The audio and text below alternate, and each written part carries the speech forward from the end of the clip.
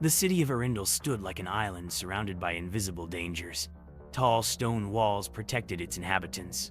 While life behind them followed a disciplined and predictable rhythm, the gates closed at nightfall, and watchtowers were manned by vigilant guards, their eyes fixed on the horizon. Arundel was a refuge, but also a prison, especially for Arthur, a 17-year-old whose dreams extended far beyond those walls. That afternoon, as the sky turned orange, Arthur helped his father Alexander repair tools in the shed. The man was a solid figure with a firm voice and deliberate movements. There was something reassuring about his presence, but also a tension Arthur couldn't ignore. "Have you heard the rumors?" Arthur asked hesitantly. Alexander cast a brief glance, but didn't respond immediately. He struck an iron blade with the hammer before speaking. "Nothing more than stories to scare children," he said, his tone deliberately nonchalant, but Arthur noticed the firm grip on his tool. At the market, rumors spread more freely. Pillaged caravans, entire villages abandoned or destroyed. And now, there was talk of new weapons, powerful enough to bring down walls as if they were paper. Arundel, with its ancient defenses, had never faced a real threat, but perhaps that day was closer than anyone imagined. When night fell, it brought an unusual silence. Arthur awoke suddenly, a tremor shaking the stone floor of his house. He leapt out of bed, adrenaline already surging. The next moment, an explosion echoed in the air, followed by a collective scream coming from the walls. He ran outside, finding Alexander already armed, his sword at his side and his face hardened. Another explosion shook the sky, and this time, Arthur saw it. Fireballs cutting through the darkness, striking the walls with brutal force. A portion of the structure collapsed, sending stones and dust everywhere. The sound was deafening. Human invaders poured through the breached wall, armed with swords, axes, and primitive muskets. They surged like a wave, shouting orders and spreading chaos. Gunpowder had become a devastating new weapon, and they wielded it expertly. However, the greatest threat was not human. 3 figures moved among the soldiers with superhuman speed and precision. Vampires. Their eyes glowed red, piercing the night like beacons, and their fangs gleamed with every attack. They didn't bother using weapons they didn't need to. One leapt onto a tower in a single bound, tearing a guard's throat with a fluid motion. Another swept through the main square, disarming and overpowering anyone who tried to resist. Alexander raised his sword as one of the vampires charged at him. In a flash, the vampire was already before him.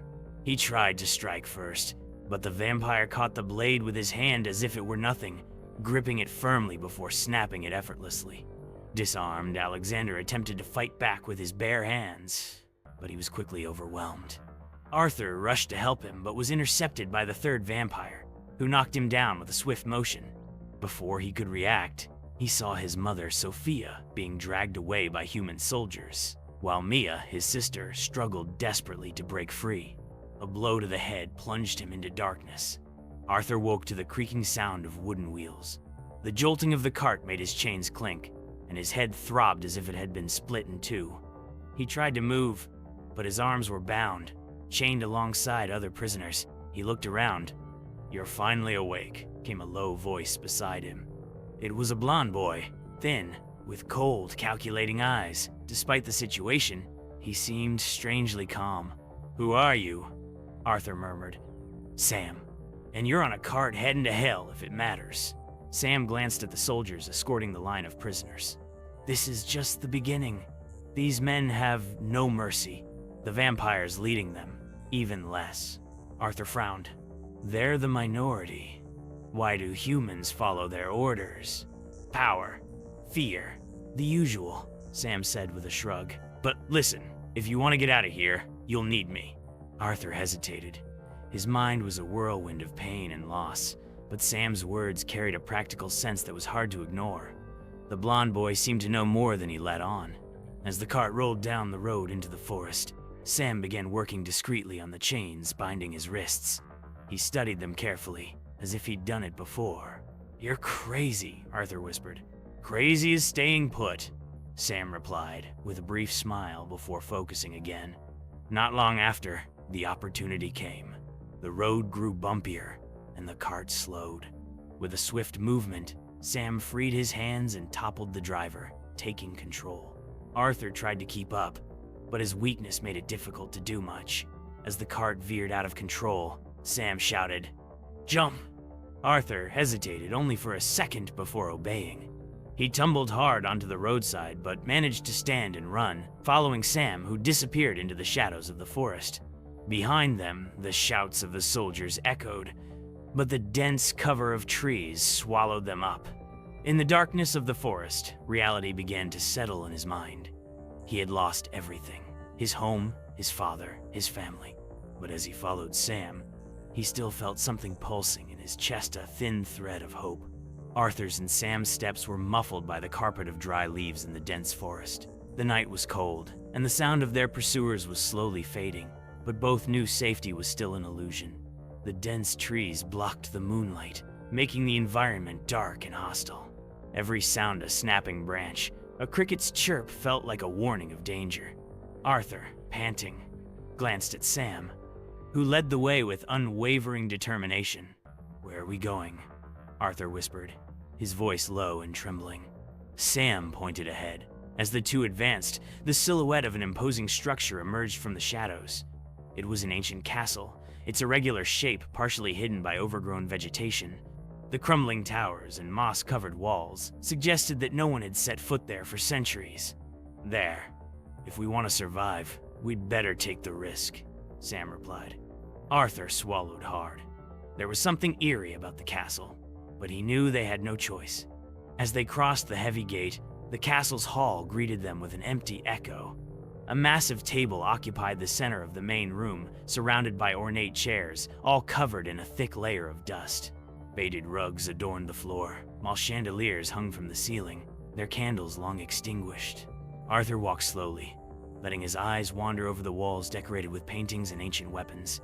A grand fireplace dominated one side of the hall, its family crests now indistinct with time. But it was a painting at the back of the room that captured his attention. The woman depicted was stunningly beautiful, with fiery red hair cascading over her shoulders and eyes that seemed alive. Even in the portrait, Arthur couldn't look away. There was something about her features, a blend of mystery and power, that held him spellbound. "Are you telling me a woman like that lived here?" he murmured to Sam, who was studying the hall's architecture. Sam cast a quick glance at the painting, before returning his focus to the room. "If she did, it was a long time ago, and right now she's the least of our concerns. Let's look for supplies or something useful. We can't waste time." The next room they explored was an impressive library. The shelves stretched from floor to ceiling, filled with dusty books. Some were so worn that their spines were nearly illegible. The scent of aged paper mixed with the damp air. Arthur ran his fingers along a shelf, reading the titles that had withstood the passage of time. Chronicles of the Southern Wars, occult science, histories of noble families. It was like diving into a lost world. Sam, however, was focused on another goal. He was inspecting the walls and floor with meticulous attention, as if searching for something. "Looking for a specific book?" Arthur asked, trying to ease the tension. "No, I'm looking for this." Sam pressed a section of the wall behind a shelf, and a click echoed through the room. Part of the wall slid aside, revealing a narrow, dark passage. Arthur swallowed hard, feeling the weight of the discovery. "Why do I have the feeling this won't end well?" he asked, but followed Sam anyway. The underground passage was damp and cold, illuminated only by Sam's improvised torch. The stone walls were smooth, marked by tools that suggested the place had been built with extreme care. The floor was covered in dust and small puddles of accumulated water. "Whoever made this wasn't messing around," Sam commented, examining the details as they walked. Arthur didn't respond.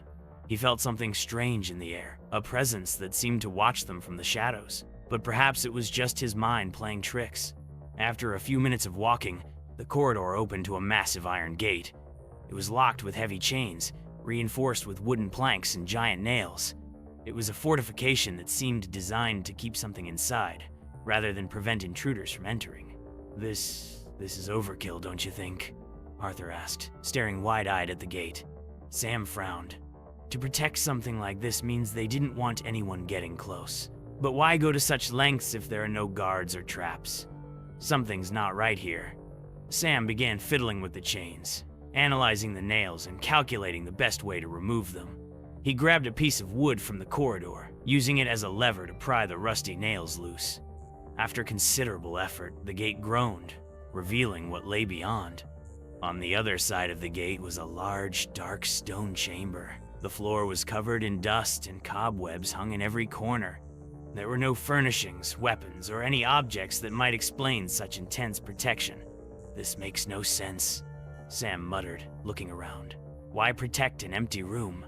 He began pacing, inspecting the walls as he had done before. He tapped on the stones with the handle of his torch, listening to the echoes. Arthur watched in silence, feeling a growing unease. Finally, Sam found a stone that sounded hollow. He pushed it hard, and once again the wall shifted, revealing another hidden entrance. "I think this is where things get really interesting," Sam said cautiously. Arthur only nodded, swallowing the fear rising in his chest. Something inside him told him they were about to find something that would change their lives forever. As they stepped through the entrance, the torchlight illuminated an astonishing sight. In the center of the room, a woman was bound by massive chains that stretched from the ceiling to the floor. She appeared to be asleep, her head tilted to the side, with long red hair falling in disarray. The chains, thick and reinforced, wrapped tightly around her body as if such restraint was more than necessary. Arthur stopped, mesmerized by the figure. Even in her bound state, there was a powerful aura surrounding her, something he couldn't explain. "This is not normal," Sam murmured, analyzing the chains and the environment around them. But Arthur couldn't take his eyes off her.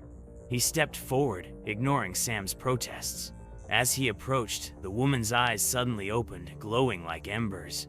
"At last," she whispered, and the sound of her voice sent a chill down Arthur's spine. Before he could react, Scarlett moved, despite the chains, and in the blink of an eye, everything changed.